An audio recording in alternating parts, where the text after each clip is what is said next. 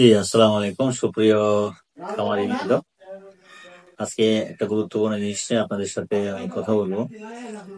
সেটা হলো, আমরা জানি বাংলাদেশে অথবা পৃথিবীর যে কোনো দেশে ডেইরি ফার্ম করে লাভজনক করতে হলে ডেইরি ফার্মে কিছু প্রতিবন্ধকতা, জটিল প্রতিবন্ধকতা আছে।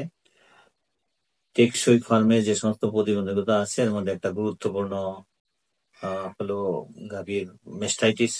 সাধারণত মানুষ এখন গরু বাছুর পালন করে দুইটা পারপাস, একটা হইলো ডেইরি পারপাস আর তা না হইলো বিগ পারপাস।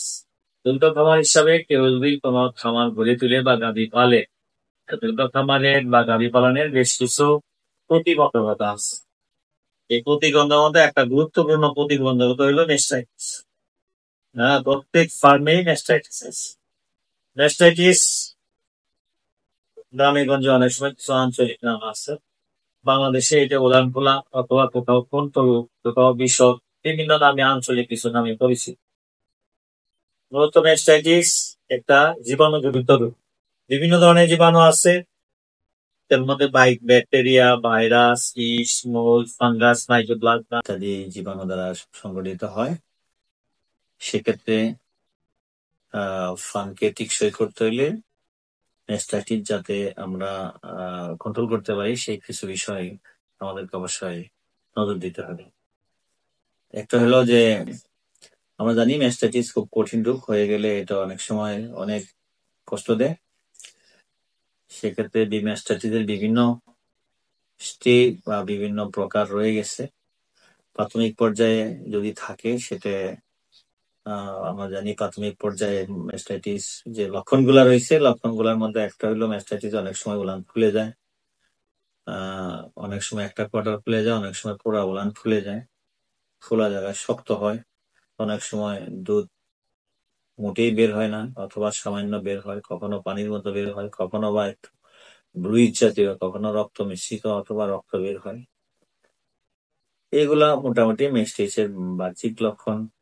যদিও এই লক্ষণগুলা অন্যান্য রোগের সাথেও কিছু তুলনামূলক আলোচনা রয়েছে। অনেক সময় আমরা দেখি উলান ফুলে যায়, অনেক বেশি ফুলে যায়, কিন্তু সেক্ষেত্রে উলানে যদি আমরা একটু খেয়াল করি, টিপ দিলে যদি বসে পড়ে এবং সেটা ওয়াটারি মনে হয়, তা সেটাকে আমরা অ্যাকচুয়ালি মেস্টাইটিস মনে করি না, সেটাকে বলে আডারিডিমা। যদি কেউ এটা মেস্টাইটিস মনে করে চিকিৎসা করে, তাহলে অনেক সময় উলানটা নষ্ট হয়ে যায় এবং দুধটাও শুকায় যায়, দুধও শুকায় যায়।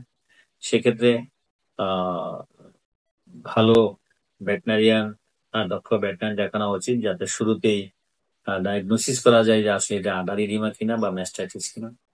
বায়োরিয়ার ক্ষেত্রে অনেক সময় দেখা যায় কোনো অ্যান্টিবায়োটিক ব্যবহার করা লাগে না, পেইন কিলার, অ্যান্টিস্টা বা কিছু ডায়াবেটিস জাতীয় ব্যবহার করলেই সেই রোগটা ভালো হয়ে যায় এবং দুধেরও কোনো ক্ষতি হয় না।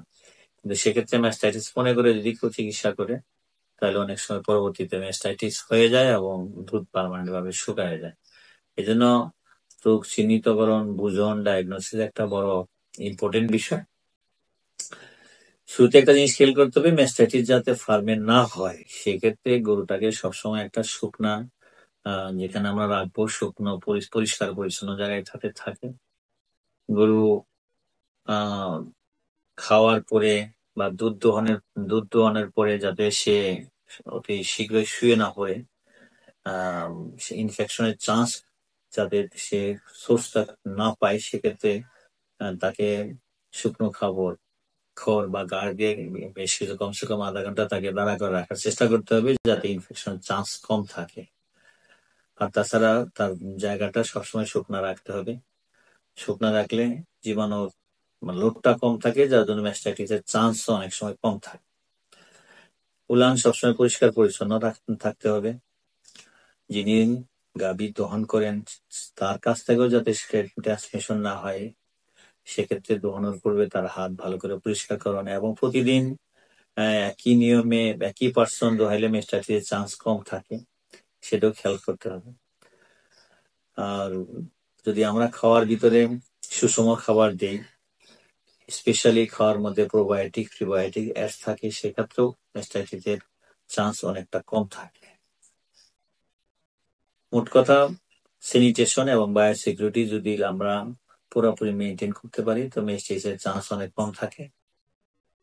আর যদি হয়ে যায় তখন অতি শীঘ্র, যেহেতু মেস্টাইটিস একটা ইম্পর্টেন্ট রোগ, যদি হয়ে যায় তাহলে অতি শীঘ্র দক্ষ ভেটেরিনারির কাছে যোগাযোগ করে সুচিকিৎসা নেওয়া দরকার।